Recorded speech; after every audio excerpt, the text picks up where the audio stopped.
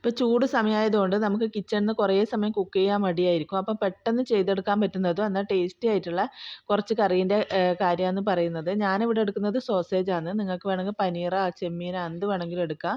നമ്മൾ എന്താണോ എടുക്കുന്നത് അത് നന്നായിട്ട് ഫ്രൈ ചെയ്തെടുക്കുക. അതിന് ശേഷം ഉള്ളിയും തക്കാളിയും കാഷ്നട്ടും പച്ചമുളകുണ്ടെങ്കിൽ അതും കൂടെ ഇടാം.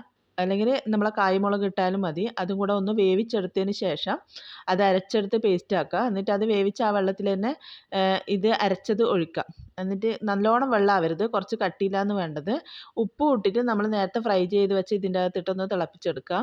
അതിന് ശേഷം കുറച്ച് അതിൻ്റെ മുകളിലൊരു കുരുമുളകും 2 കറിവേപ്പില ഇട്ട് കറി വാങ്ങി വെക്കുക. ഇനി നമുക്കിത് ചപ്പാത്തിൻ്റെ കൂടെ ആണെങ്കിലും ദോശൻ്റെ കൂടെ ആണെങ്കിലും എന്തിൻ്റെ കൂടെ കഴിക്കാനും നല്ല ടേസ്റ്റാണ്. അപ്പോൾ പെട്ടെന്ന് റെഡിയാക്കാൻ പറ്റിയതുമാണ്, എന്നാൽ നല്ല ടേസ്റ്റി ആയിട്ടുള്ള ഫുഡാണ്. സോസേജ് നമുക്ക് സൂപ്പർ മാർക്കറ്റിലൊക്കെ വാങ്ങിക്കാൻ കിട്ടും.